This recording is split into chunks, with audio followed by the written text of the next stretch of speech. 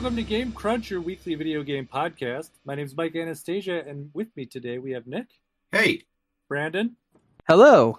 And we also have special guest, Robert Wolf. He's a video game composer for Hexany Audio. Welcome, Robert. Hello. Glad to be here.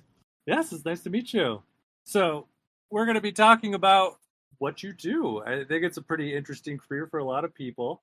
So I guess probably the best place to start is, how did you get started in video game composing? Was that something you wanted to do, or was that just kind of where you ended up after school? Yeah, so I've always been I've always been a gamer, and after high school, pretty much, I decided to do music professionally, and initially looked more into becoming a film composer. So that's kind of the route that I went first, and kind of. Yeah, I guess you would say like media composing in general. So I wrote music for a lot of different things, including like short films and trailers and stuff like that. And over time, it really got more and more clear that probably games, if I'm a gamer myself, what maybe I should be writing game music. That would make a lot more sense. And so I then studied at USC here in LA, and had classes with Gary Scheiman. And during that time, it became really clear that's what I should be doing primarily. And then I focused on that and learned a lot during that time. And after graduating, I got a job here at Hexany Audio, which is doing only we're doing only video game music, voiceover and sound, and also music for trailers. And I got hired here as a full-time composer, and since then I've been writing video game music every day. Looks like you've been pretty busy. I know you had just won an award or were at least nominated, right, for Arknights, the song that you did. Yeah, I got nominated for a track for Arknights. That was really exciting. Yeah. That is very exciting. Yeah, like a gang award, and I was for the game Arknights. I wrote a track called Immutable, which is got pretty popular, and fans liked it, and it got nominated then. And that was a great surprise for me. Yeah, I imagine it's got to be pretty surreal. So I guess one question I always had too is, so with you, do they come to you and they're like, "Hey, we want the soundtrack for this whole game," or do they come to you with like, "Hey, we're looking for something specific for like this piece"? I don't know if that makes any sense. I don't know if I explained that very well. I totally get it. We write a lot of music for Arknights, and every single track is like kind of its own concept in a way. So like we usually write a song for one character in the game. So each character gets its own song, and they can be extremely different from each other. Like one track might be like a really like an EDM track with female vocals or something like that. Another character might have kind of a rap or hip hop track associated, or like fully orchestral tracks, or like it can be all over the place. We've done some rock, some metal elements, some ambient music. So it can be like really, really diverse. And so each character basically gets a pitch where you get to learn about the character's backstory and the kind of music that the client has in mind. And so it's every single track is kind of a fun challenge, so to say, to establish the sound of that one character. What would you say is your favorite track that you've done specifically in like I guess just gaming in general?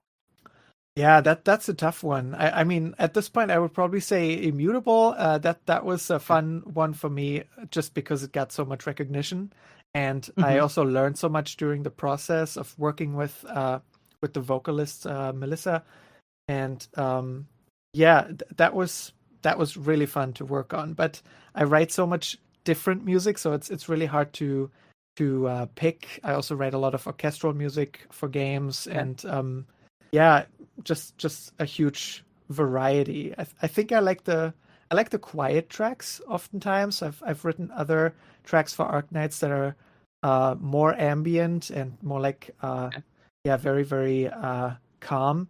and that's also just fun to write. And ultimately, during the writing process, you end up listening to an ambient track all day long. So that's really nice. Yeah, It's very lot more chill calm. kind of atmosphere. yeah, while for working sure. on it. Yeah, Mm-hmm.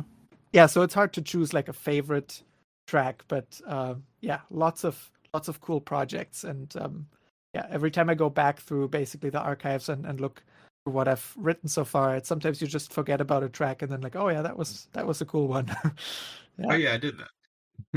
yeah. So, I guess I have another question. What was the first track you ended up working on that was like in I guess a major production, that sort of thing, or like just a big production for you in general? Yeah, so we write a lot of music for Chinese mobile games. So like Okay. one of the first games I worked on was Honor of Kings, which is a really Okay. big mobile mobile game. And yeah, that was I mean that was exciting to right off the bat get into a big franchise like that. And obviously there's a lot of music out there for this game already, so it took a while to like listen to a lot of music from the game to kind of match the style and stuff. Um, but yeah, that was one of my first projects that I started working on here. Very nice. I guess you said you when you got out of school and everything that you were like, this is what you want to do. You decided you want to do gaming music in general. Um, was there any, I guess, composers that kind of influenced you and made you be like, yeah, I want to do something like that? Like any that you look up to? Yeah, obviously there's a lot. I mean, even my teacher at USC, Gary Scheiman, was a huge influence. Like he did the soundtrack for BioShock, for example. Oh, cool. Wow. So yeah, this is a game I personally love and grew up with. And Hmm. also Chris Velasco is a composer I've met during a workshop. He's done the soundtrack for a lot of different games, but for example, Company of Heroes 2, which is another game that I really like. So that has amazing soundtrack, and so even just taking classes with him was great, but also then like having him as basically an inspiration here and the kind of music that I want to write is great. Yeah, these two are definitely uh, influences. Obviously, this. I mean, I also really love the Witcher 3 soundtrack or currently the Frostpunk soundtrack is also great. Like Frostpunk's really there's good. just so much good music out there. Yeah. Thank you for that. Sure. Yeah, it's always something I'm curious about, like where an artist came from, like what made them want to be an artist in the first place, that sort of idea. Um, I guess you were mentioning that you're a gamer, and my question for that would be, like, what games do you like? What are your favorite kind of games? What do you like to just sit down and chill playing, more or less? Yeah, so I play a lot of strategy games. As I've mentioned, I play Frostpunk. I mean, I don't play it Mhm. as much anymore, but that was definitely one that I played a lot. Just like, yeah, strategy games in general. I like Anno 1800 as well. Also has a really good soundtrack. What else? I play Oxygen Not Included. It's like a nice, Oh, that's a great game. yeah, colony management game that takes way too much of your time. Um, but so yeah, a lot of strategy games. I also play some of the Paradox games. They're really good. Like Stellaris, I played that recently. But yeah, as I said, also like Witcher 3 is obviously one of those games that was a real milestone for Mhm, me in terms of both the sound and the gameplay of it.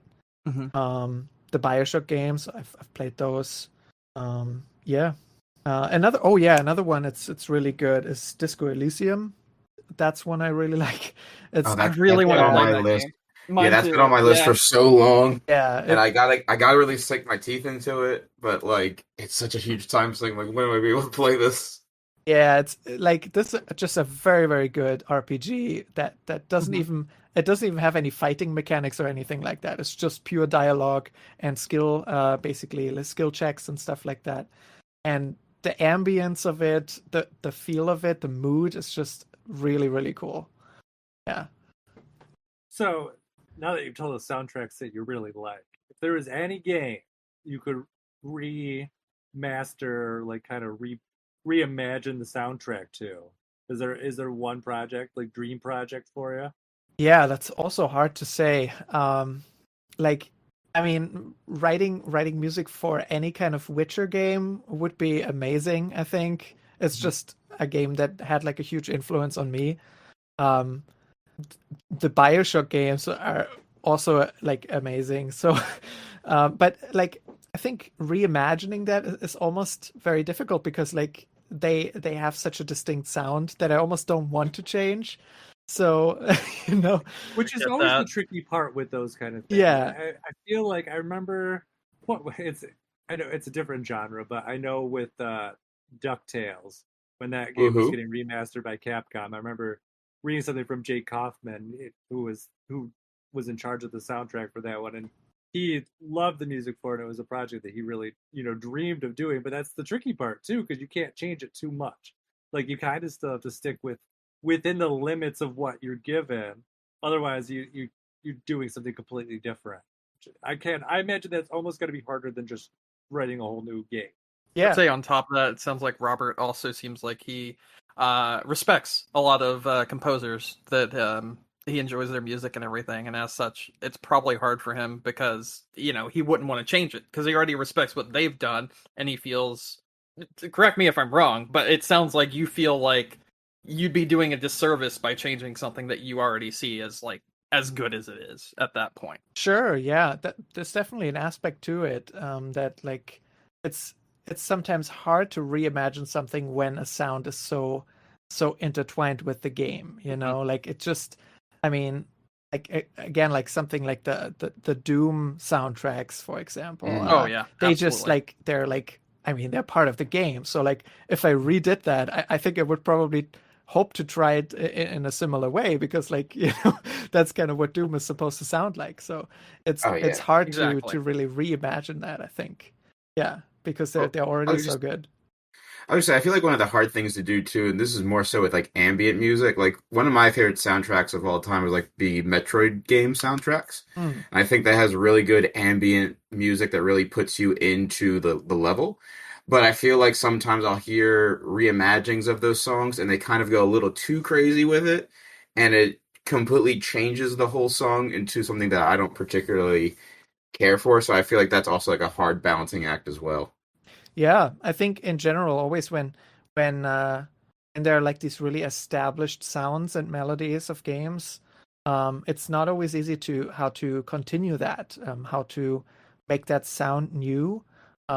Sometimes it's as easy as like, right, redoing the same music with modern means, or like with a live Hmm. recording or something. That can sometimes be amazing, as like, I mean, many people have heard things like a live recording of old games like Zelda games or something like that, and Oh then like yeah.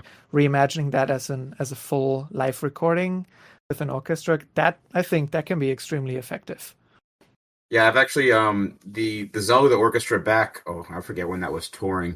It was years ago, I guess. They were touring a Zelda orchestra, and like in that respect, hearing that same music but performed like you said by like a full orchestrated sound was like so much better in my opinion. Like to experience and like just listening to it in the game. Still good in its own right, but like I'm not a huge Zelda game fan, and I even was at the concert like this is amazing. I love every second of this. Yeah, I think the cool thing about that is that it makes you appreciate how many good ideas are actually in those old soundtracks, and Hmm. and that they needed to be realized with very minimal means. Like many of those classic soundtracks are just so jam-packed with really cool ideas, really cool melodies and counter melodies, and then like taking that and orchestrating that for a full live recording really makes it obvious of how much good stuff is actually in there.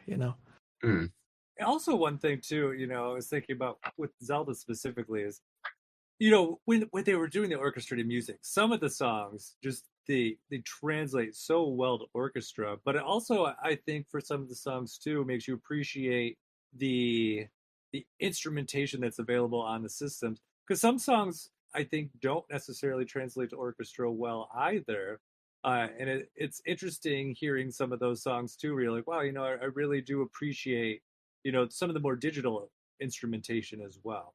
Yeah, sure. Like Gerudo Valley is one that I always like. It's one of my favorite Ocarina of Time songs, but every time I hear it orchestrated, I'm like, it misses that kind of like, it almost sounds like it just changes genre too much because the original is very kind of like catchy and clicky, and once you have like the soft sounds of orchestra, it just kind of loses a bit of that feel, if that makes any sense. Sure. But Yeah, no, the nostalgia factor definitely gets lost a little bit. Like one example that I could think of is with the old Age of Empires games, and the iconic sound effects in this case that are in the first and second Age of Empire games. Like they just sound iconic. So like redoing them and making them sound really modern would like almost miss the point, like it's difficult how you want to make something like that still sound like an old, like referencing the original game while making it sound more modern. Yeah. And with video game soundtracks, that's definitely also a concern, how you can preserve the old how do you say, like the old feeling of it, Like feeling? yeah, Yeah. while trying to modernize it to an extent.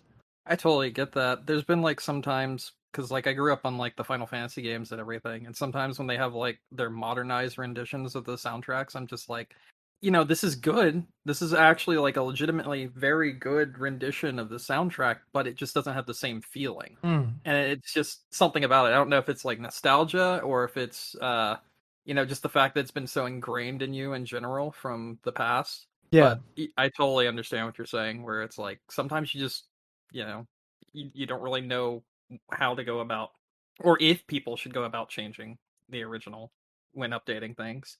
Yeah, actually, another example I thought of too, it's also kind of that hybrid option too.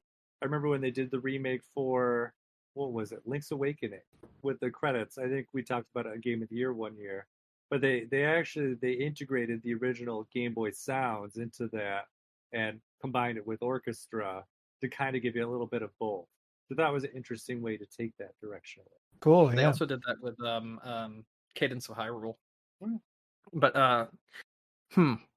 I guess, is there anything in particular you would like to talk about, Robert? Like off the top of your head, instead of just having us ask you questions. I mean, there's nothing particular comes to mind. I mean, there's That's a hard lots question, of Brandon. It's the hardest question. The hardest question is maybe we shouldn't ask you questions. I'd just like to have you talk. Hardest what you question want to is, talk about. what's on your mind? What's going on? How do you feel? Oh my goodness. I was Is trying there to be real for a second? That's all. Is there a certain genre that you like working with more than others? I know you said you do work with a bunch of different ones. They all offer different advantages and disadvantages, but is there a certain genre you like to play around with the most? Yes, I write a lot of orchestral music, so that's basically a genre like orchestral action music, orchestral like battle music is something I'm very comfortable with. But yeah, I've expanded more and more, and also these days working with synthesizer sounds like more like ambient synthesizer ambient things like maybe not EDM, like that's a bit too far in that direction. That's a little bit out of my comfort zone, but like yeah, I'm definitely getting a lot more comfortable working with synthesizers. Like the Immutable song is also mainly using synthesizers and electronic drums and stuff like that. Yeah, but I would say orchestral music, orchestral action music, and then ambient synthesizer music is both things I really enjoy. Yeah. When you're making these like songs in general, do you get given like like the information on the characters that you're working on? Do you actually get to see the like gameplay to like get an idea for how this should feel, or is it just kind of like given to you through like an info dump, or do you actually have like some kind of video footage or something that you can go along with when you're designing the music to get a better feel for how this should sound with whatever it is that you're working on at the time? Yeah, so that really depends on the type of game that you work for. So for Honor of Kings, for example, we do a lot of music for different skins for the characters. And so in that case, we might actually get like an in-game footage of the character, like this kind of skin reveal thing where they do like a little dance or like a little performance. And so in that case, you sometimes really synchronize the music to how the character's moving and stuff like that. But other times you would just say like if a game needs 3 different tracks for boss battle music or something like that, you're probably not gonna necessarily get in-game footage or anything like that, but just get references of what your track is supposed to sound like, and then rough guidelines of like, this track is supposed to be more intense than this track, and the transition between those 2 tracks is supposed to be like that, or, like technical kind of guidelines, the reference tracks, and then sometimes even instrument requests. So they might say, hey, we would like you to use a lot of trumpets in this one because that's, like referencing the game story in some way, or like, please use a lot of Japanese instruments or something like that. So really more guidelines like that. And based on that, I usually rate 1 minute of music, which is a demo. So we usually send out a demo first, and then the client will look at that and will decide, is this what we had in mind roughly? And yeah, maybe they'll make suggestions or change requests. And if they approve that, we usually move forward and write like the full track. Full track is usually like 3 minutes, maybe 4 minutes. And sometimes Mutable like 4 minutes from the looks of it. Yeah, exactly. Yeah. So like, And this is actually a very excellent track. You did a great job. oh, thank you. That's nice to hear. Yeah, it's the Arknets tracks are always interesting because they the fans of the game are just very much on it, and like whenever a new track gets released, they talk about the lyrics and what it means, and like how the character in the game like is relating to the backstory. Like they analyze every piece of music that we put out. So that's kind of cool to be involved in a fan culture like that, that like you don't just release music, but like your music gets recognized and really taken apart. They even like say, oh, this track sounds similar to that track, I wonder if it's the same composer and stuff like that. So that's always obviously nice to see that music is out there and people actually care about it. Yeah, it's a really nice compliment. You actually had me think of something else as you were going through. So I'm kind of curious, like, of this process, kind of, I guess, more expanded on what you're explaining. So they come to you with the idea, you do the demo. So where does it go from there? Like after you have your demo, you make your 3. Like, how does that process go, getting it to the orchestra, and like what process does that do? And my second question, kind of on top of that too, is with the importance of the lyrics. Do they give you the lyrics, or do you build them based off of what you know of the character and fit it to the music? Yeah, so these are all great points. We have, I'm sort of specific because I work for a game audio company. So at Hexany Audio, we have a full staff. We have like a producer that is responsible for scheduling and stuff like that. So there's a lot of planning that's happening here that I don't necessarily have to worry about. That is getting organized for me. So like the rough scheduling and when a recording session is scheduled and stuff like that is all getting organized here. And so I have to communicate with my team and see which deadlines do I need to meet. But in general, in terms of the pipeline, how it's usually going is we get a new request. I look with the lead composer at Hexany here we look at the new request and we see what is necessary. So the request will already say like, hey, we like to have like a male vocalist on this track, and it's supposed to be I don't know, a pop track, and supposed to have like live drums or whatever. And then we already plan ahead and probably hire musicians for that for later on in the process. And then, as I said, like I would write a demo and get that approved by the client, and then write the full track, get that approved by the client, and then record whatever is necessary. Oftentimes one musician, two musicians, maybe a choir section, maybe a full orchestra, and then mix that into the track and then send it back out to the client, and hopefully it all goes well and I did a good job and gets all approved. Yeah, that's roughly the outlay. It can change based on the track. So if I'm not writing a song, for example, if I'm writing like a normal orchestral piece, the pipeline might look a little different. But we might still need solo instruments. We often record like a solo violin or like solo flutes or something like that. So we would send it out to the musicians and get that recorded. Sorry, you can go ahead. So what would be your advice to somebody who maybe wanted to get into this field? Because like there's been times where like I'm playing something and I'm listening to a song, I'm like, man, I'd really love to do something like this. But maybe like since you're kind of standing at the bottom of that mountain, it seems very overwhelming.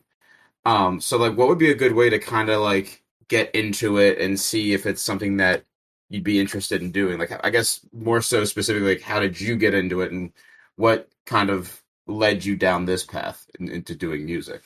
Yeah, so composition in general is, I think, getting more and more accessible these days. There's lots of information on the internet, like tutorials on how to use different plugins or different DAWs and stuff like that. So I think people can already learn quite a lot by just self-studying. Obviously, studying music also really helps. I think like a really solid foundation in music theory and ear training really helps. Playing instruments really helps. Like I know I'm going a bit more on the basics here. Like that's not necessarily how to start a career in video game music. So yeah, I learned a whole bunch of different instruments. That definitely helps because I can record myself on the tracks. But in terms of getting into the industry, that's a tough one. I mean, there's lots of different ways. For me, it was definitely starting out very broad, basically writing music for a lot of different formats, for different genres. So I also wrote music for theater in Germany. So I'm people probably guessed it. I have a German accent, so I'm originally from Berlin in Germany. And in Berlin, I wrote music also for corporate events or for VR projects, theater, photo exhibitions, like really anything to get more experience writing music in the first place. Writing music and getting paid for it, that's the important thing. So yeah, that's kind of how you would start out. And getting then, if you want to get into the game industry, of course, trying to network as much as possible with game developers, going to game conferences and stuff like that. Game jams are also really cool. I did that for a while, to go to a game jam and then like people produce a game in like a day or maybe 2 days. And then you're also under a challenge to write maybe a track or 2 tracks for this small game in the matter of a day or 2. So that's also, I think, a fun challenge when you're starting out, and you get to know people in the industry, and yeah, hopefully make some friends and get more and more contacts, and then hopefully people start hiring you for writing music. Often doing music and sound design at the same time. Again, like I'm in a bit of a special situation since I work for a game audio company. So we have other people who are full-time hired to just do sound effects or to just do music implementation and stuff like that. So I really focus only on writing music. but I think most freelance composers would do a lot of different things. So do sound design, maybe even implementation, maybe even some voiceover work, if they're working for an indie game or something. Yeah. Okay. So you mentioned Game Jam. Do you still remember the game you worked on for that Game Jam, or the Game Jams that you did do? Because I'm genuinely curious now. I don't remember the name. I went to a couple smaller game jams in Berlin that were like, I know that there's like some really big events, but these were all like relatively small. I think maybe like the one was maybe about 40 people, and the other one was probably 20 or something like that. So pretty small events. But it just really got me.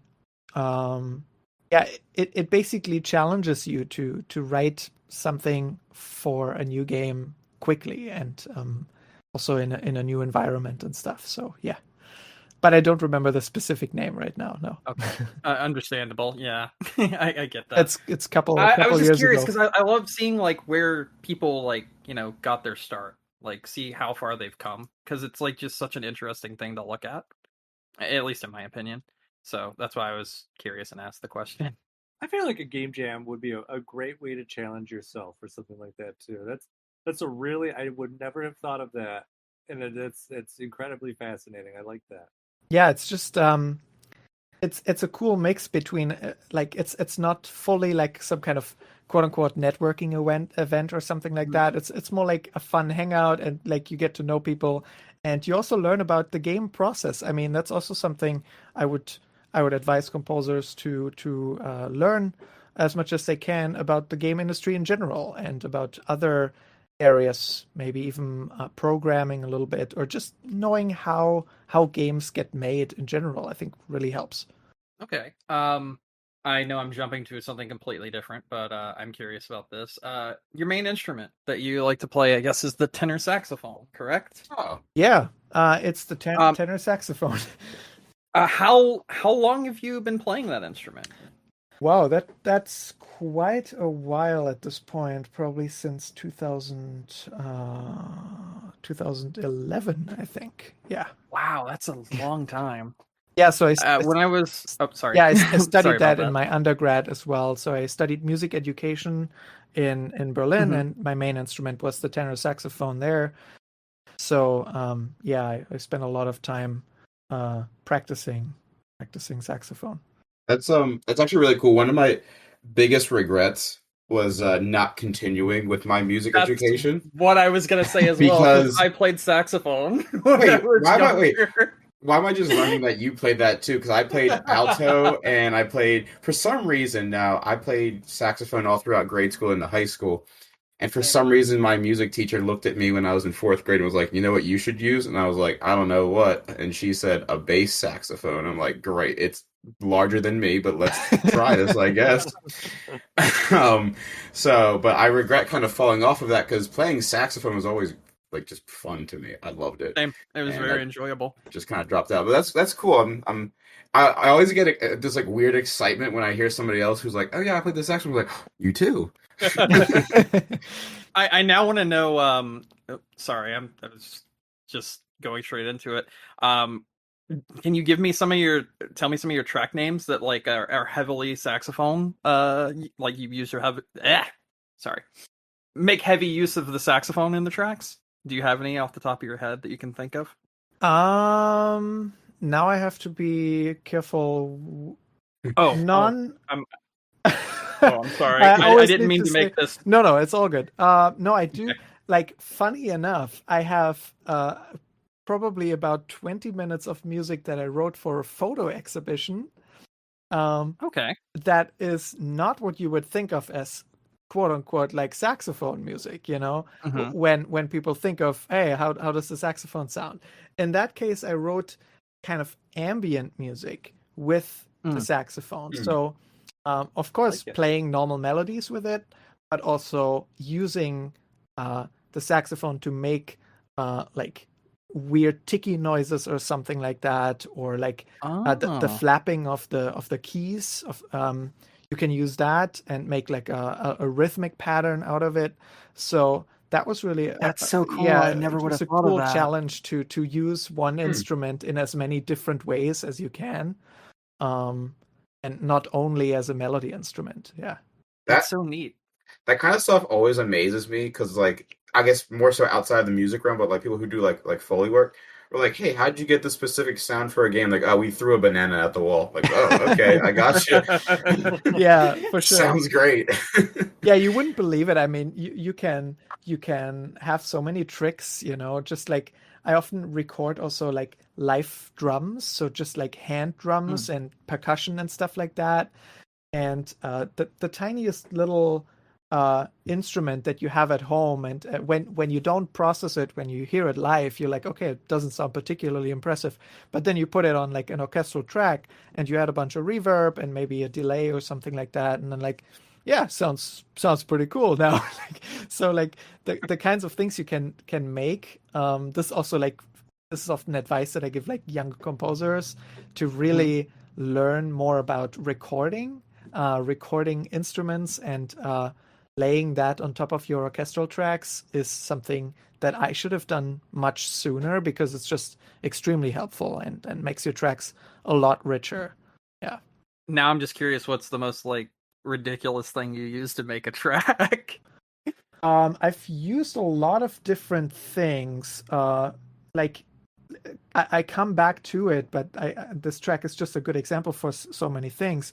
In Immutable, I actually used a blowtorch sound in What? in the beat. So like the beat is featuring certain sound effect elements, like a chain rattling and like a blowtorch, and I think even like a kind of hydraulic lift and stuff like that, and just like cutting those up and then like making a beat out of them was really challenging, but it worked out. And it's maybe not super obvious when you first listen to the track, but there's a lot of little details in there. That is so interesting. Cool. I'm now listening to this again, and I'm like, do I hear it? I don't know, but that's so cool. I super respect that. That's so interesting. Yeah, it's easy to how do you say it's easy to mix things up because I've written a lot of different tracks for Arknights, but I think it was Immutable that I had these sound effects in there. There was also another one that came out recently where I also put some sound effects into the beat. So yeah, it's a cool thing in order to make something a bit more interesting, to add kind of non-musical elements as part of the track. It gives it character. It gives it a lot more. Yeah, sure. It just makes it from like a normal beat that you think you've heard before to something that's sounding a bit more more unique, more characterful. Yeah. This is so cool. I kind of love this. I had no idea how this was going to be when you came on here, but you have so many interesting, like, just musical ideas, and I appreciate it. It's awesome. Cool. Yeah, happy to be here. I'm gonna let Mike talk now because I've done a lot of talking. No, it's okay. I had one last question that I was thinking of, and I don't think you quite. So when you send out the music to the musicians, do you get to go out and watch them perform it too and give like live feedback like while they're doing it, or do you wait for them to just kind of send it back and just be like, oh no, this I was thinking more like this, or maybe like changes after the fact? I was just curious. I was just thinking about it. Yeah, I think the pandemic changed a lot of that. I do have a lot of experience seeing live musicians. When I was studying at USC, we had a lot of recording sessions. So I, for example, had like recording sessions at Capitol Records. We recorded a string orchestra there, and at Warner Brothers Studios with like a 65 piece orchestra, I think. So that was a really valuable experience to just get the immediate kind of feedback of like how music sounds when you write it and then you give it to an orchestra and they play it. So potentially like conducting yourself and stuff, really being right there when that happens. But nowadays, I think, especially because of COVID, I mean, like you mostly record remotely. So you either do that with a remote recording session where you can check in. So similar to like Zoom, there's like this host software where you can log in and then you basically see a live stream of the orchestra. You see a high quality. No, you don't see it. You hear a live stream of the audio.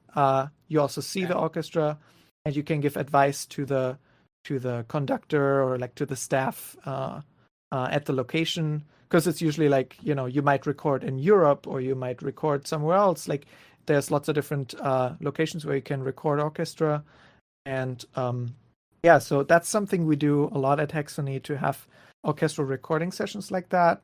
But then also individual musicians, that's usually not happening live. So say like I write a track, I write maybe the vocal line, and then I send it to the vocalist, and they will have a couple days to, or maybe more, to work on their recordings. Then they do a bunch of recordings and they send it back to me, and then I work with that. So that's like not immediate like that. When I have any, or should I have any kind of feedback for them, I will send it to them, and then they work on it again. So it's more like an on and off kind of process there. So it's not live. Live, it's only really if you're there in person or if you have a live recording session remotely. Interesting. I was actually going to ask before about COVID and how it affected you, but you kind of already answered my question with your last answer. So yeah, we even worked remotely for a while. So like, again, like a unique thing here is that like we all work in the same house. So it's like one studio where all the sound designers, all the composers, and all the production staff and everybody is working. And during COVID, that wasn't possible. So I took all my gear home, and for a while worked from home. And then when things got better, we moved back in here, which is really helpful because we have so many instruments and stuff, and we like borrow instruments from each other. So this, like, it's just very helpful if you can collaborate in-house and just come to each other's rooms and be like, hey, how would you deal with this? And just like talk about it. How many people do you have like living in that house, I guess, for the like composing building or what have you? Or just staying in there at any moment in time? That is a great question. I think we have somewhat of 20 team members. Okay. Let me see. 21, I think. Yeah, if I'm seeing it on the website correctly. So like, are you all like working on different projects at the same time and like collaborating as well, or is it like you're all working on the same general project together? No, we usually work on very different things at the same time. Okay. But that's kind of the unique things at Hexany, that like working together is actually more possible because we're all in-house. Mm-hmm. So so usually, let's say I work on a track, but then I might be sick or something. Then it's possible that another composer can pick up my work, just because we're all part of the same company. It's very easy to continue each other's work. Or say if I write half of the track, my colleague writes the other half of the track because it's more their style or something like that. So there's a lot of collaboration and exchanging tips, and even like recording instruments for each other. For example, like I play the accordion. So if somebody needs an accordion, I might just go over to their room and like record a thing. And yeah, that's generally how it goes. But sound designers might be working on completely different projects. Music implementation people might be working on different projects. But again, like, it's helpful that all the things are there. So if I need to talk to music implementation people, I can just go over there and be like, how does the music sound in game? Can I maybe quickly hear it? How it will sound when it's in the game? So all of that is great to really bring the different aspects of game audio, bring them all together in one studio. It sounds like it's a really great work environment. Mm-hmm. That's what I was going to say. Yeah, it's definitely very lucky to work here. Yeah. So I have, I guess, 2 more questions, if you don't mind. Sure. My first one would be, and if you've already answered this, I apologize. I'm very bad with paying attention of the small details. How long have you been working with Hexany? So that would be since September 2019, I think. Yeah. Okay, so like right before everything started and whatnot. Yeah. My goodness. Yep. Does that mean you haven't really got to like experience how it would have been like working with them, beforehand? Have a lot of things changed in general? Were there some things that people have mentioned to you that like they used to be able to do that is no longer possible now? Not anymore. It's I Okay. think returned mostly to normal at this point. That's good. But yeah, there was a time working remotely. But it was still fine because because of all the online tools, you can still work together pretty well. But it's definitely like when kind of when it's easier to work in person together, it's definitely a big advantage to be able to do that. Yeah, but since in the beginning, it was really only the COVID time that there was a little bit of an interruption there, the lockdown times. Yeah. Mhm. Understandable. And I guess the other thing I was going to ask was I looked at a lot of your I guess portfolio. How many instruments do you play? Because it seems like every time you mention something, you mention another instrument. I'm like, he plays that as well. Yeah, so let's see. I play the saxophone, I play the piano, the guitar, I play accordion. Um, I I play some flutes and clarinet. Yeah, I guess that's it. Yeah. Wow, that's a wide range of things that you play in general. A bunch of difficult instruments too. That's what I was gonna say. There's like some of them are very different from one another, and yeah. Yeah, What would the challenge of that be? Like, how long did you like, as opposed to one to the other? Like, how long have you been playing them? yeah, this is the big difference there. Like some instruments I'm fairly good at with the saxophone, for example. And obviously piano because that's how we write most of our music on a MIDI piano. So that's really important to know as well. But then other instruments, I have a good understanding of them. I can play melodies and stuff, but it's not like I'm a professional player of that one instrument, So that there's definitely difference. Like that broad stroke you were talking about earlier. Yeah. You've been able to do that in like your music experience. Yeah, or say recording some percussion instruments, like I'm not a percussionist, but I can play like simple rhythms and then work with them in my DAW. So yeah, but again, like I'm not a percussionist, but like being able to record many different instruments to a fairly good level to be able to produce music professionally is super helpful because with the accordion, that's one instrument that I've played my entire childhood, so that's also one that I feel very confident with, very comfortable, which obviously that's maybe an instrument that's not super easy to pick up, like it will take a while to get more used to the way you play it and the different styles. But for me it's just always exciting to pick up a new instrument that I can't play. and just learn how just try it out, just try to get some sounds out of it, try to get better, and the more times you use it, then you discover, now I'm getting somewhere with this instrument. Yeah, tomorrow will be the didgeridoo. Yeah, I'm not sure if we have one here. We have a whole bunch of instruments, but I'm not sure if we have a didgeridoo. Well, there you go. You got to put in an expense for that one. I believe it's difficult because of the circular breathing, right? Like there's like you need to like breathe in while you're breathing out, so that might be pretty challenging to learn. Every time I've seen a video on it, it looks impossible. But yeah, people do some wild music even with things like that. It's like you were saying, like you could find music in just the most interesting places if you listen to it. So obviously some of them are like made for music, like the didgeridoo, but then like you're saying, like it takes bits and pieces of a blowtorch, and all of a sudden you get a nice beat to your music. So it's it's everywhere. Yeah, for sure. You can do quite a lot, and especially using things that maybe are not intended for music primarily, and using them in an interesting way. can be pretty cool. Yeah. Nick, you've mostly been quiet. You got anything you want to say? Yeah, I've mostly been quiet, but no, because I mean, most of the things I was going to ask that you guys kind of got to, but no, I've been asking things. Yeah. Did you guys have any other questions for Robert?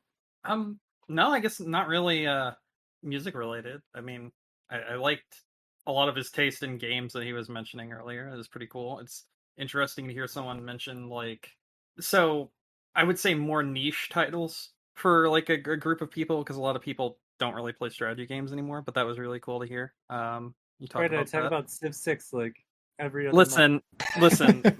There's a difference in like Civ 6 and what he named. There's a big difference in those games. I did want to ask if you'd seen The Altars when it was announced recently from the Frostpunk devs. Oh, I have not yet. I should though. Yeah, you definitely should look good. into that. It looks very interesting. It was announced like a few days ago. I think those are the same people that did This War of Mine beforehand, which is also a game I really loved. Yeah, so they are probably going to be doing a good one. Oh yeah, I do quite enjoy their games as well. And then, like you mentioned, Company of Heroes 2. I haven't heard anyone mention Company of Heroes 2 in like forever. Yeah, it's a really old game, but it is. Yeah, that's like old Sega strategy game, and I was like, wow, I can't even believe someone remembers this game. Like, it's good, it's really good, but like, it's just I don't really see people like in modern times mention those kind of titles, and it's like it's a shame because some of those games are really good. Yeah, I mean, there's also like Death Stranding, for example, that has an amazing soundtrack. There's obviously like many of these more modern games that have their place and are really. I really like Nier Automata's soundtrack. It's like one of my favorites. Yeah, it's very interesting soundtrack because it just has, much like you were talking about with having so many different variations of soundtrack, like of songs in the one soundtrack. That's kind of what they did in that game as well, and it was very good. Cool. Yeah. So, Robert, do you have any places where people can, reach out to you, like social media or like any websites you want to direct people towards with your music? Yeah, so you can check out what Hexany Audio is doing at hexanyaudio.com. Or more, my work would be at wolf-music.com. And yeah, that's the places. Those are the places to listen to music and also to watch some videos. I was actually looking through a lot of your stuff on wolf-music.com.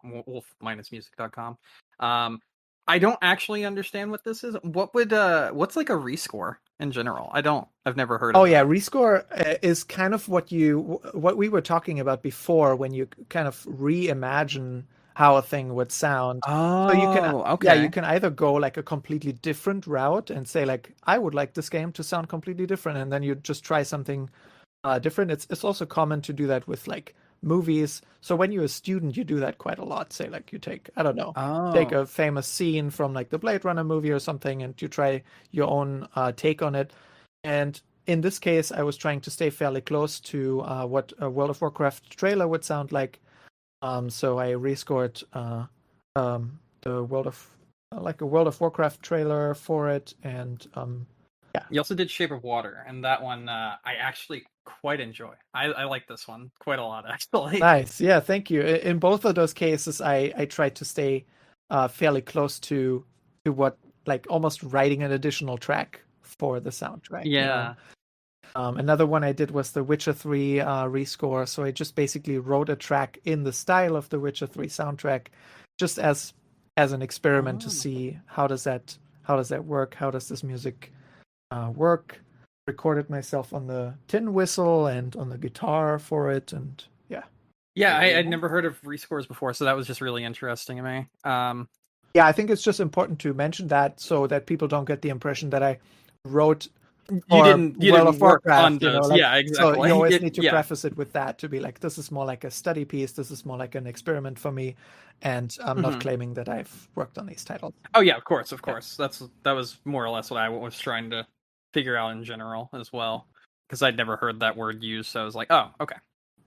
Cool. I do like your little your rescores of them though, especially the one you did for Shape of Water, because it really has that floaty feeling, like you are underwater. Cool, and yeah. during the scene that it's showing there, so that's really nice. Cool. That's nice to hear. Yeah. I don't hear too many people talking about that one, so it's funny that it's appreciated that you took the time to listen to it. Yeah, no problem. Right. Anything else, Brandon? I'm sorry. I just I like being thorough, and I like complimenting people when I enjoy their No, I know. their I'm stuff. not saying That's you're all. doing anything bad. I know think that. it's I great. just feel like I'm being awkward or making him feel awkward, and I You're don't. just I don't mean fanboying. to. No, That's it's all- No, it's there's a different. So I really like music in general, and I feel like a lot of like people that do music don't get the appreciation they deserve, and as such, like anytime I have a chance to talk to someone, I like picking their brain and finding out like what they think about things just in general when it comes to music and different kinds of content, because like a lot of people don't realize it, but music really does play a huge part in any kind of entertainment. Oh, yeah, Even if it's like the background like tracks or whatever, the game or TV show or what have you just would not feel the same without that, and a lot of people take that for granted. So I guess that's why I just wanted to show my appreciation and bring that up. For sure, that's always much appreciated if people value the music in the games and in the TV shows or wherever it might be. And yeah, it's always exciting to talk about it, and it's cool that people are interested in that kind of work, because I think it is a very interesting and a very cool job. And yeah, I would have loved to hear more about video game scoring when I was in high school and stuff. And yeah, so that's why I'm trying to do interviews like this to let people know, and yeah, hopefully say things that are interesting, and for maybe future composers or people just being interested in video game music. Yeah. I greatly appreciate having you on, and I mean, it's been great just picking your brain in general. So thank you very much. Sure, glad I mean, I to feel be like here. this Thank is a you. lot of Oh, fun. yeah. Thanks for inviting me. Yeah, thank you. Anyways, you guys ready to get onto this next bit? Yeah, absolutely. All right. So the big news this week, though, with I don't know, fake E3 or Summer Games, whatever. Summer Games Fest. This wasn't my favorite Summer Games Fest. Isn't this only the second one? No. I meant like this wasn't my favorite Summer Games Fest event for this year. Yeah. Like stream. Okay. My favorite one was the comfy stream. It was so chill, and like every game they revealed was like just like really chill and everything. And they like talked with the developers for a little bit of time, and then like they put up a demo that very day and everything. And it was just like it was something cool to like just curl up in bed and fucking watch, and it was great. It was a lot of fun. Really nice. I mean, in terms of like what we got from Microsoft, which was a big show this week, I will say like I did appreciate it a lot more than say like the Sony one. Sony one was literally nothing. It was literally nothing, and it in some ways it's kind of unfair to compare because Sony was committed to just third-party stuff. They didn't show off any of their first-party things. So I mean, already that obviously puts them at a disadvantage because Microsoft over the last year has become a very hefty first-party developer. Yeah. So you have that. But what I did like though is Microsoft actually took the time to make sure that all the trailers were properly introduced, and you got snippets of gameplay. It wasn't all just trailers. Like I don't think there was anything I looked at in this where I was like, I don't fucking know what genre this game is. Yeah. I mean, not only that, but they stuck to presenting games that would be out in the next year, and I think that's something that's really good as a takeaway, because it's like there were so many things that were shown this year in other quote-unquote conferences that just like they had a release date of I don't fucking know. So it was like, that was really nice, especially because I think they even said at the end, they're like, this is from June until June. Exactly. Yeah. Like everything is expected to be out in that window. Exactly. So there's not guessing, and it's nice too. I think like for us, because it's like we know that next year when we see this show, like, hey, we're gonna pick up right where we left off, like theoretically, Yeah. So there's nothing to push back. Yeah, I always appreciate that. I mean, I kind of understand sometimes. Like Sony was notorious for this before. Like remember that E3 where they showed off like nothing that came out that year, Yes. and it was like, hey, Final Fantasy VII's coming When? sometime, and they're like, okay, well that's cool. And it was like years after it actually, came to fruition. So like I appreciate like here's realistic expectations of what you're going to get. We're not going to show you anything that's like too far out to get you like super hyped up. That's one thing I appreciate that Nintendo mostly does, where they're like, hey, this is going to be out within like, it's like where they do shit like Paper Mario. They're like, hey, new Paper Mario's coming out in 2 fucking months. Deal with it. They're like, okay, that's pretty nice. Obviously, they have stuff that doesn't, like Breath of the Wild 2. Probably was planned to at one point, but that's a team that they just cannot get them to not add something in the game. They're just like, Miyamoto wakes up and he's like, oh, I want to put bocce bowling in this game. They're like, okay, let's take another couple months off. So, I don't know. But, so Microsoft, I think we're off to a pretty good start with what they have here. I mean, we can kind of just run down things very fast. If you guys have anything you really want to talk about, we can talk about it more. I mean, this was such a good conference, in my opinion. I thought it was really good. I thought it was okay. I thought it was just okay. What made you think of that in general? I'm not going to argue with you, and you're more than welcome to your opinion. I'm just curious why. I don't believe that there was really anything that huge announced or that like groundbreakingly huge. I mean, like all the personas coming out, that's really cool. Love that. The fact that Hideo Kojima came out, he was like, "I'm making a video game." Like, okay, cool. Yeah, that was kind of weird too, because I think that the Kojima thing I think falls out of their window. It was just kind of that one I felt like had to be. I don't know. So I feel like that Kojima thing was fast tracked because it had leaked that like the last few days. I mean, I guess my biggest takeaway from this whole conference is like I can literally play any of these things because Xbox Game Pass. But like the amount of things that I'm willing to try is very low. Like Flintlock doesn't look that cool to me. As Dusk Falls, was that game that was like really stupid? Like looked like fucking Tom Goes to the Mayor. No, I think. What was that game that looked like Tom Goes to the Mayor? That's the new Obsidian game. It looks stupid. No, it is As Dusk Falls. Is that what it's called? That's the procedurally generated, like, branching story game. Looks fucking stupid. Oh, okay. Yeah. I thought that looked interesting, but I had a lot of questions on that, too, because it's like, how can it be played up to 8 players? Like, I don't. Yeah. I was curious about that. It's hard to be excited for some things, too, like Diablo 4, because Diablo 3 left a sour taste in my mouth, and, Blizzard in general. And I thought you liked Diablo 3. I thought Diablo 2 was the one you did. Really? No, Diablo 2, out of all the Diablos, is the best one, in my favorite. Well, no, Diablo 3. But I mean, like, the Reforged? No. OG Diablo 2. OG Diablo 2 is great. I do think, and I don't know how recently you had played Diablo 3, but I think once they dropped the marketplace and once they started introducing seasonals, Diablo 3 became a much better game. Not better than 2, but in general, it was a good...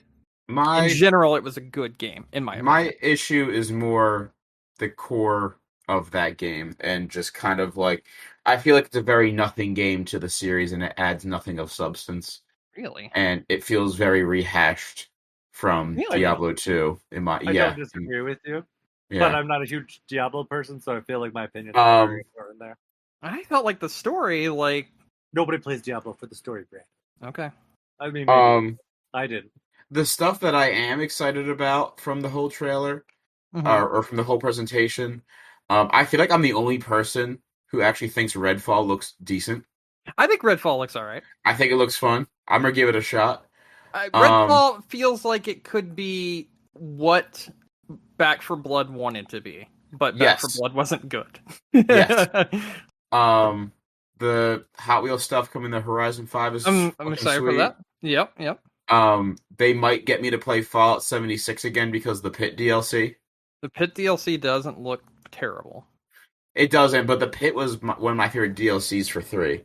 So, like, if I'm not paying money for it, sure, why not?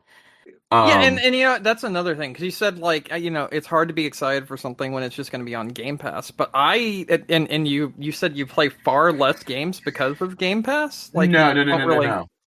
I'm not sure where the last string of things that you said came from. I'm It's sorry, not that I'm not excited. misunderstood what you were saying. Would you be willing to like explain what you said before? Because I'm kind of confused. It's not that I'm not excited about anything. 'Cause Mhm. my whole thing was like I don't have to be cautious about what I try or what I play Oh yeah, yeah. because I can get it all through Game Pass, which is a great thing. Mhm. So like it was really cool that every game that was announced was basically like, hey, you got Game Pass, you can try it. So like I don't have to buy any other Personas Yeah, yeah, because it's yeah. on Game Pass. I don't have to buy Starfield. I don't have to buy literally anything they showed off in that trailer. I have right now, Yeah. which is fantastic. But the amount of things that were shown in that trailer that I'm willing to That download you and try wanted to download and try. Okay, I is understand now. very I understand. low. I thought you were saying because of like the amount of No, things they showed off, you're willing to try less. That's what I thought you said at not the at beginning, and all. I got it I confused. I But yeah, I I understand what found you're some of saying. my favorite games last year by just willy nilly downloading stuff through Game Pass because I Same, didn't have to right? pay for it. Yeah, Exactly. I think Scorn looks good. I'm just gonna say Scorn that. looks I think cool. Scorn looks Scorn good. does look cool.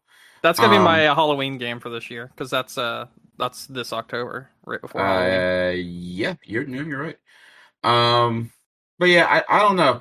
I still feel like Microsoft, like even though they've done a good presentation this year, like it wasn't a bad presentation. There was nothing in it for me personally. Like I know probably a lot of Hollow Knight fans shit their pants. Oh yeah. Riot Games fans shit their pants, like Yep. that kind of a thing. But I still feel like Microsoft is struggling to find games that kind of get people excited for the platform. Because, like, good, bad, or indifferent to some of the games that Sony releases, like, people get excited over The Last of Us and Horizon and God of War and stuff like that. So I still feel like that's missing in I terms don't of, disagree like, with you at all. in terms of that kind of shit. I And then, don't like, disagree with you, but I think I don't is that a problem with Microsoft or is that a problem with gaming in general? That's my question. no, because like you turn on a Sony stream and like if Mhm. it's like, hey, random Sony state of play, you could be I like, don't know, huh, man. I watched that last state of play. it was shit. Yeah. But no, what I'm saying That's what is I'm saying. Is it a problem right now with gaming in no. general, or is it just a problem with If Microsoft? if I Well, could I would say, continue, Brandon, if it's a problem, we'll see when we see the Nintendo Direct because I feel but like Mhm. that's going to be the biggest gauge. But what yeah, Yeah. sorry, Nick, finish your point.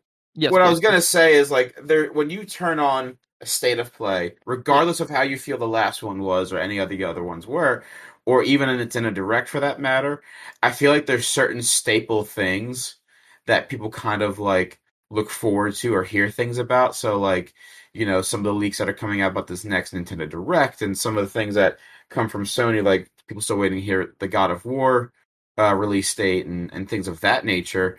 At this point, Xbox for so long, I felt like was kind of really laying it Mid- all out with Halo and Gears of War. That now they're just kind of like, all right, well, what game kind of defines us? And they don't Mhm. really have that.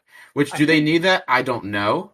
That's probably not what they're going for. They're Mhm. they're more so defining themselves with Game Pass. Um, but and I think that's the tricky line that they're on right now. 'Cause yeah, you're right, because it's like you have people like I feel like their tentpole title this year. I feel like has got to be Starfield. Like at least that's it probably what is. I feel like it I is. But I wanted to. and We'll But I talk about think that Starfield. Game Okay. Pass kind of like takes that luster away a little bit because it's kind of like you don't have to be excited about it because you're getting it. If that I makes don't any sense. think that's true. Okay, so I don't think that's true because yeah, you're getting it and you're not paying $60-$70 for it. But like the fact that you're just getting that, I think that's much more exciting than the fact that I'm gonna have to drop $70 on something and possibly it's bad. Yeah, I don't like that idea. And I actually disagree with you, and that's okay too. I'm much more looking forward to seeing what Nintendo has to offer or Microsoft has to offer rather than Sony State of Plays. I think most of their State of Plays have been shit, to be I agree completely with honest. Oh yeah, I think they've been they've always absolute they garbage. can't find, but there's always that like I guess more so what I'm saying with that like even though Yeah. most of Sony's state of plays are shit, You there's still said like that anticipation of like I wonder if this will get shown off or I wonder yeah, if this will yeah. get shown off, And like obviously going into the Microsoft presentation, everybody was like, I wonder if we're gonna see Starfield. And we That did. wasn't me. I just wanted to know what was coming to Game Pass. That was how I felt. Everything. I was like, Everything. what is the next thing coming to Game All of Pass it. to be excited about for this product I already have? Like, And what am I going to be able to download in the future? And I know- one of those things was Teenage Mutant Ninja Turtles, which came out today. yes, it is. And I'm very excited to play that. I do So, I do know that like they came out and they're like, hey, this is everything coming out in the next 12 months. Do I believe that? Fuck no. I anticipate most of these games to get delayed. I don't think most, but I think at least 30% will get delayed.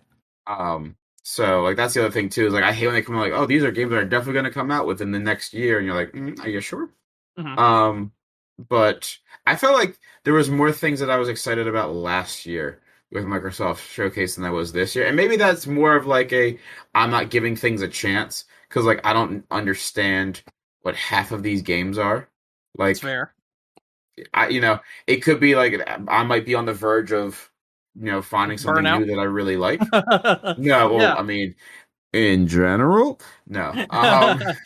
But no, like you found that organ trading simulator game that you really liked that's what I'm last saying. year and everything. I think it's important because whereas I feel like you look at a state of play or a Nintendo Direct, it's very linear. These are the things they're showing you that it's like, oh, these are the things I'm looking forward to. I'm so glad to finally see one of these. And I think when you look at like a Microsoft thing, it's like a fucking choose your own adventure. It's like, what here could I end up trying that might be really good? And like as such, I'm more excited at the prospect of trying new things through Game Pass because I don't have to drop that money down on it. Correct. Or in general, if I see something like Persona, for instance, I'm more excited at the prospect of finally having Persona on PC. That's fucking amazing, in my opinion. I felt like one of the biggest things they announced wasn't even on the stream, and that was that you could play Xbox games on through TV. Samsung TVs. Yeah. Which is, I think, incredible because you are fixing the issue that current gen consoles are having, which is supply. But now they're expanding to more things that you can stream it on and play things through, which is great because I mean I'm sure there's a lot of people already out in the world who have that exact Samsung TV series that can play this app. So like you just put Xboxes in umpteen many homes. Yeah. That's incredibly smart. Yeah, it's quite genius, honestly. Yeah. But I guess if I were to go through and be like, what am I most excited for on like what they've released or what they announced, probably either Redfall or Scorn. I am actually pretty hyped too about the Persona thing because I'll be able to play Persona 3 and Persona 4 because I don't have either of those. I do have 5, but I'm excited to play 5 on PC. I wanted to be excited about the Kojima thing, but since we got literally nothing, I'll just be like, okay, well that's a thing. I'm gonna put it in my pocket. We'll get back to it. Yeah, I feel the same way about the Kojima thing. I didn't feel like it had as much impact as the impact it had when it leaked online.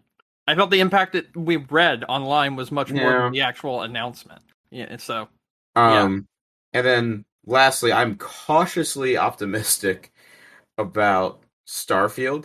Optimistic because I do want it to be a good game, but I also don't have faith in Bethesda to deliver on what they are promising. I think they are way overshooting what that studio is capable of doing. That's a pretty big promise that they've made. Yeah, like Starfield to me is an answer to a question that nobody has ever asked about Bethesda, which was what would make a Bethesda game better, and that is, let's do more.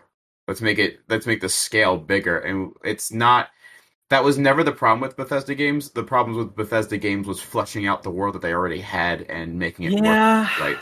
So you're telling me now we have 1,000+ planets that we can explore, but like I'd rather have 12 fully fleshed out worlds than 1,000 planets that maybe have like 1 or 2 things that are interesting. You know what I mean?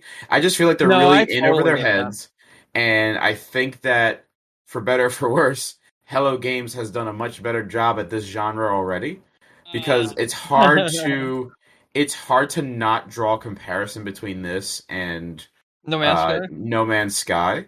You're right. You're 100% right.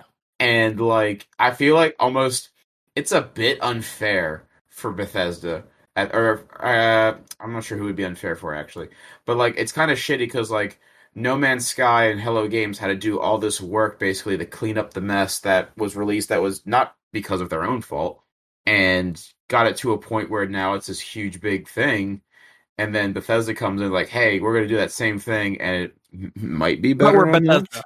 Yeah, but we're Bethesda, and yeah.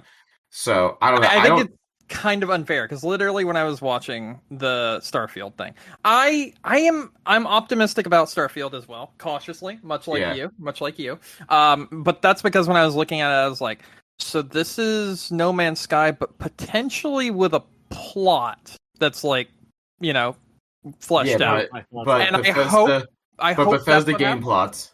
Bethesda game plots. So I played Skyrim, and the plot of Skyrim's not terrible, and it's actually pretty good. I've played Morrowind. I've played, I played the Fallout series. Fallout 3 and Fallout New Vegas are excellent. We're gonna ignore Fallout 4, but like New Vegas is excellent. New Vegas is excellent. I like 3. I like 3 a lot. 3 is fine, but the main plot line, just like the main plot line for 4, are just like bad. Okay, that's fair. Sadly, my first thought about Starfield is how the fuck are they going to QA test this? Like, oh yeah, known for their QA. This is the fucking animations for the characters talking are still janky. Like like the environments look really good, right? And like all like the flying and everything looked really good.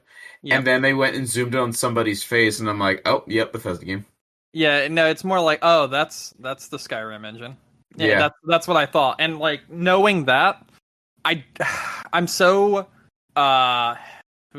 worried about the game in general being bad because Fallout 76 ran on the Skyrim engine as well, the game creation Bethesda engine, and won't let creation engine die. Correct, and they need to. They need to kill it. I was excited to see that. Well, you know what? I'm going to continue talking about Starfield for a second. Go ahead. So with Starfield, you guys know I've played No Man's Sky a lot. You guys know I've owned No Man's Sky a lot. And you guys may give me shit for it, but I really do feel like that is a game that has come a very long way and is very impressive. And as such, like you were saying, this game and Starfield look very much the same. In general, like their idea, their plot development, and that sort of deal. And that worries me because I just feel like it's a big group, like a big name that's like being like, I'm just going to stomp out this indie real quick. And I don't like that idea. Something else that I completely forgot to bring up. I don't like the idea of that happening to other indie games either. Yeah. Like, could you imagine, like, for instance, Hades is an excellent game. You know it. I know it. Anyone that's played it knows it. What if Bethesda put out a game like Hades? Oh, they wouldn't. And then it's just... I'm just saying, what if? What if it became a trend? Yeah. Where it's like the big triple A's copy the indie titles that that do so well and have such a huge fan base, and then expect their game to be like, overshadow them. And then it's just like that's just punching down on indie developers, and that really fucking sucks, in my opinion. My other issue was, because I'm actually, while we're talking about this, I'm kind of skimming through the gameplay trailer. Mm-hmm. The weapon combat really disappointed me as well, because it looks like Destiny 1, but like worse. Not even, because like I guess more so what I'm disappointed is by like their kind of whole direction with how guns are, is that they're literally just like, here's what we think this kind of gun would look like, and it's just kind of still like just regular military weapon. Whereas I feel like the guns in Destiny were more imaginative and like you're in fucking space. Like why are we still using like regular bullets? Like give me a fucking assault rifle that uses lasers and shit. Like why we like I don't know. It might seem like a weird gripe, but when they just pull out like a regular like what looks like a P90, you're like, oh okay. Yeah, I get that. I really do get that. I understand what you're saying. Yeah. So we'll see, but like I said, it's on Game Pass, so am I gonna try it? Yeah, because it's free, but yeah. We'll see if I like it. Maybe I won't. Hopefully the story writing is better. That was another thing. Like, so we were talking about the story and we were saying like hopefully it has like a better story. But like the story of fucking what they showed is, and they even mentioned it, you're going and looking for these artifacts to solve some big mystery and that sort of thing, and it'll take you all across the world. That is literally the plot of No Man's fucking Sky. Yeah. So, like, what'd they do? They just sat down and they're like, shit, this game's good. Mind if I copy your homework? And they're like, sure, just change a few things. And they're like, yeah, I changed a very few amount of things, you know? So, I don't know. That's kind of my feelings of the Xbox conference in a nutshell. Nothing really excited me too much. There are things that I'm going to try. There are things that I'm interested in. But I feel like most of my excitement that has come so far this I don't know, E3 season, whatever the fuck that we're calling this.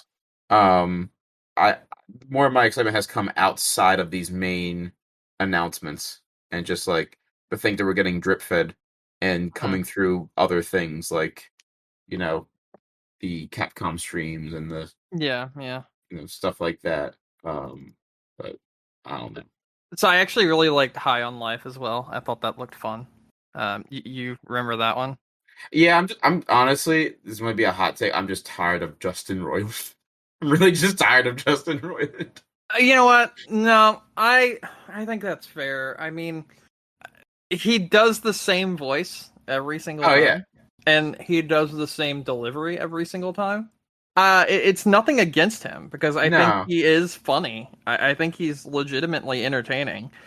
But it's kind of getting grating at this point. And I do understand what you're saying there. But I like the idea of a first-person shooter that has to deal with, like, fucking drugs in space and whatnot, and I feel like, and it's kind of like what the fuck was that name? The name of that game? Oh yes. I remember which game you're talking about. Yeah. Okay. Yeah, you know what I'm trying to say. Looked interesting. Yeah. You don't think the game looked interesting? Is that? No, I thought it did look interesting. I thought it was. It's refreshing to see something that's different. It was made by Gearbox. Oh, never mind. We Happy Few was the game I was thinking of. It reminded me of that. The High on Life sort of thing. But no. What game were you thinking of, Mike? No, I was thinking of High on Life. Okay. I was trying to think. But what you said was this game was made by Gearbox. I was like, oh. No. This game isn't made by Gearbox. The game I was thinking of, the High on Life reminded me of, was made by Gearbox. Oh no! I don't know what game you're reaching for with that one. I thought you were saying High on Life was made by Gearbox, and I was like, no. I was saying High on Life reminds me of doing like a better version of We Happy Few. Oh, okay. I can see that. I think, like I said, I think it's an interesting concept. I'd be interested to see how it plays out. The one thing I thought about when I was watching that trailer too, I was like, I wonder if this game talks as much as it does, like when you're actually playing it. I would not doubt it, because I've played all of Justin Roiland's games, from the VR ones to the fucking Zelda-like game that's also in VR, but you can also play it not in VR. And in general, I think, yeah, it probably does talk just as much. So I will say my most excited for games in this trailer are actually not even Xbox exclusives. What's up? I really thought that Cocoon looked interesting. Cocoon looks really good, and that's the Limbo and Inside people.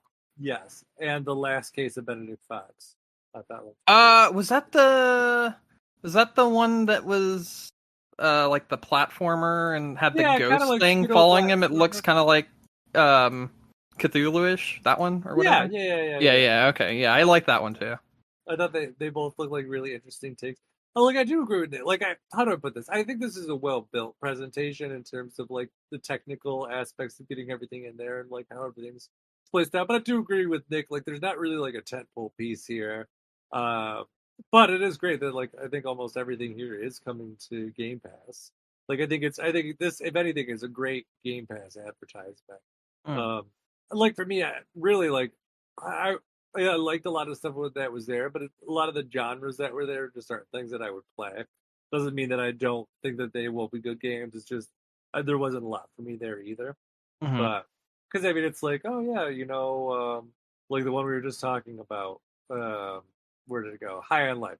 I think it looks like a really interesting game. But I was also like, hey, this isn't a genre I buy tons of games for. So like I don't know if I would play it or not if I did have the opportunity. I don't know. Yeah. So Era History Untold looked interesting. That real-time scan Oh was yeah, kinda- yeah. I I was remember like, that is from this the. Civilization? I don't know. That's from the Age of Empires devs, isn't it? I think that's what they Since said. Oxide Games, I figured it probably was because that's who they Anyway, made. yeah, like I said, my main takeaway was I really liked Persona. Seeing Persona 3 remastered finally, / that sort of thing.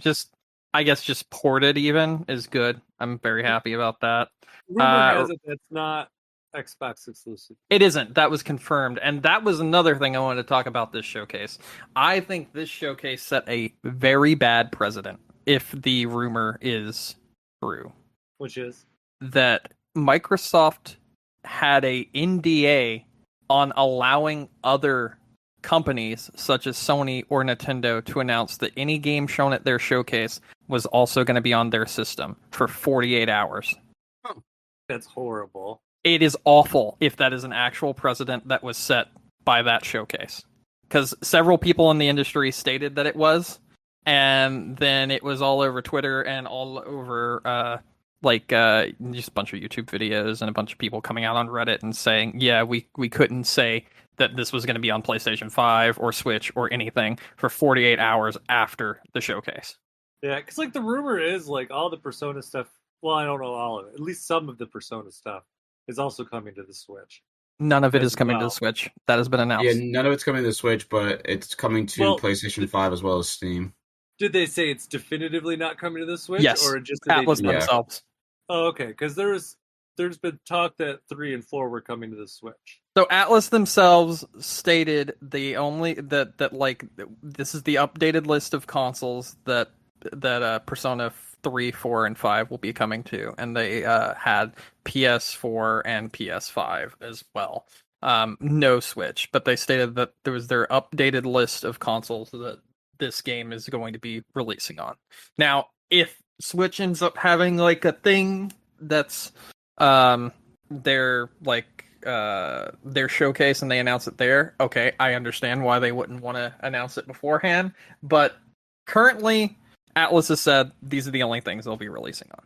Well, yeah, no, and that's understandable. But yeah, and just saying that's the updated list, I feel like is one of those like cryptic marketing speak things if they are planning on announcing it at the Nintendo Direct as well.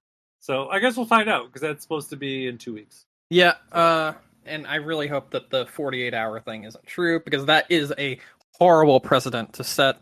In general, like I know several companies such as both Sony and Nintendo far less, but Sony pretty much all the time, they at least wait till after the presentation to announce, oh yeah, this is also going to be on Game Pass, this is also going to be on Switch, and so on and so forth. But the supposed rumor right now is Microsoft had an NDA for 48 hours, and that's ridiculous in my opinion. Well, my guess is it's probably because just of that whole like the mind share of stuff, because it's something cool gets announced, and then as soon as the thing's over, you're like, oh, let me look at this, and then you're like, oh, all of a sudden, like, oh, it's on PlayStation 5 or Switch, and I can just get it there, so I don't need to get an Xbox to play this game. I mean, you don't need to get an Xbox to play any game. You know what, though? I don't know if that's true, because I think same day we learned about Overwatch also coming to... Yeah, we learned same day that Overwatch is coming to... Overwatch 2 is coming to the Switch and PlayStation. That was that already announced today or yesterday? No, because the same day I saw it on Twitter that it was announced that it's coming to all those platforms. Was it announced by Bethesda? I didn't. Not Bethesda. Sorry, by Activision, because I didn't. Don't remember who officially announced it, but I just remember seeing that same day that the open beta was coming to all those platforms because it was current gen, last gen, and Switch. Okay, then that may have been part of it, and that it could be with certain things. It could be could like because like Persona being on Xbox is a huge deal. That's actually a massive deal. That's something that was like my biggest takeaway of the entire show. I'm super happy about Persona. I mean, I get Persona 5 on PC. And you get them on Steam Deck. Steam Deck, yeah, exactly. Because that's also on Steam. I guess the other thing I would mention, moving away from the Xbox conference, is there was literally just a Final Fantasy VII conference that just ended. Final Fantasy VII is coming to Steam tomorrow on Friday the 17th. That was announced, and it'll be $50 the first day, down from its $70 price tag. Yay. And it's Steam Deck verified, and they're advertising it as plays great on Steam Deck. So that's pretty fucking sweet. I guess we're going to start seeing some of that shit now. On top of that, they also announced what looks like a Crisis Core remake. Yep. And what I'm guessing appears to be part 2 It is. Yeah, of it is. Final Fantasy VII. Yeah, the it's Crisis Core. Go on. Sorry I about was gonna say that. Rebirth. It's good. It's Final Fantasy VII is gonna be a 3-part thing, and Rebirth is the second of those 3. Okay, so Rebirth, which is part 2 of 3, comes out next winter, whatever Not that this winter. means. Not Yeah, not this this- winter. And Crisis Core comes out this winter. So I hate when they use seasons instead of months because like saying winter is like, could it be December? Could it be like March? Who knows? So I actually understand, like, aside from the fact that the part 2 probably isn't finished yet, I actually fully understand why they would release Crisis Core first, because from the look of the Rebirth part that comes up next, it has a lot to do with Zack. And if we haven't introduced Zack, that's going to be kind of difficult to explain. That's fair. Yeah, that's a fair statement. So, and I'm also excited to play Crisis Core again, because I have not played it since the original PSP, and that's actually an excellent game. So, there you go. Was there any other things from anything that you wanted to talk about? Did you get all your thoughts out about Microsoft and Bethesda conference? I think I've got all the thoughts Yeah. I needed out. All right. Anything else you guys want to talk about before we wrap up? I don't believe so. No, I think I'm good. All right. Well then, thank you everyone for listening to us tonight. Don't forget you can find us on iTunes, Stitcher, Google, Amazon, wherever you get your podcasts. Our website, game-crunch.com. If you want to reach out to us, we're on Facebook, Twitter, or you can send us an email, gamecrunchcast@gmail.com. Brandon, Hello. any final thoughts? I stream every Saturday at 7 p.m. until. And this week we'll be streaming Turtles, which is looking like it's going to be an excellent game. Also, Just Nick, in like case a video feed of turtles and like just Turtles aquarium? in general. Yeah. We also opened up a Minecraft server last week. Yeah, and if anyone is interested either on here or elsewhere, just shoot me a message or something. I can get you all the information on how to join the Minecraft server. So there you go. Nick, you got anything? I actually do this week. Ooh. So after a couple of years of nothingness, you guys might have remembered a couple of years ago, I started running video game tournaments. You did?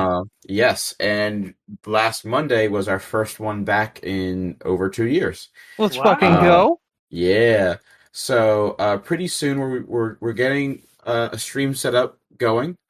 So we'll be able to stream Super Smash Bros. Ultimate if that's your kind of thing. Working on getting other games in the future, kind of paying attention to what people are wanting to play. So maybe Street Fighter 6 down the line, maybe Guilty Gear. We'll see. Isn't there a game coming out tomorrow that people are looking forward to by Arc System? Maybe. Hold on. Let me see what it's called. It may have just released. But if that's something you fancy, go ahead and follow on all of our social medias. Just Bento Box Gaming. If you're local to New Jersey, maybe super local to where I'm at, you might just be able to come to one of my tournaments. But if not, just enjoying the content from a distance and kind of just helping us get larger social media presence would just be fucking fantastic. So Awesome. Please check us out and look forward to the content we'll be putting out. I found the game. It's called DNF Duel. Oh yeah. It releases next week. Sorry, my mistake. Yeah. This game actually looks sick, so that might be something to look into. Or you might have people come to you about it, because it is an Arc System Works game, and they tend to make very good shit. But yeah, so if you could go and support, that would be just phenomenal. All right. And I'm going to ask you to leave your links in here after we're done, so that I can do so. So yes. I'll work on doing that. Thank you. Yeah. All right, Mike, what about you? What do you got? Well, I was going to just say, don't forget to check out Robert Wolf's stuff. Oh, absolutely. His website in Hexany, like you said. And then obviously, me, my name is Mike Anastasia. You can find me on Twitter or your favorite gaming console. I'm Flash Penguin. And until next week, game on. Games. Game.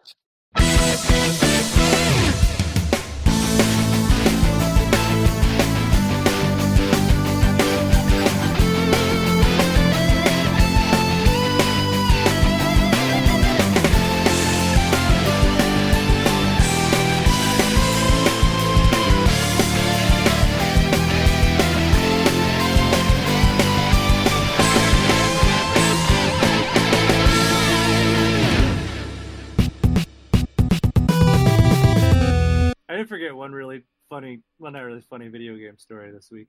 Which Yeah? you guys. So I decided to fix my Pro Controller this week. Okay. You remember I told you about the drifting Yes, that's been doing? So I was like, Uh-huh. oh. So I watched a video and they're like, oh yeah, just take it apart and clean it and that should fix it. And I was like, oh, that's so easy sounding. So, hey, It first, wasn't, was it? oh, just wait. Uh DJ lost my screwdriver oh. that I have. So I was like, oh, here's a little. It was basically kind of like a glasses like kind of repair screwdriver, but it was Mhm. only a flathead instead of like a Phillips head. And I was like, oh, it's the right size. It should work. Well, no, it stripped the screw, and so then I tried like a different thing, and I tried all these different tricks to like get a stripped screw out. It didn't work, but now I'm committed to getting this screw out. So I take a drill the fucking screw out, Oh my broke god. the drill, but I got the screw out. And then finally opened it up. So now I had that screw break. I lost the screw somewhere random, but I don't know how. I ended up finding it. Like walking through my house. The screws inside the Pro Controller are like the tiniest fucking thing. I ended up opening it up. I don't know what happened. Something must have gotten spilled on this controller at some point. I don't remember ever doing it. So I don't know if DJ did it at one point or something. But like I finally get down to the bottom of it and there's this ring of like slime around like my right control Oh stick, god. which is the one that was drifting. And I'm like, well, no fucking no. Now I know why it's drifting. Because obviously like this is taking some abuse. So I clean it out.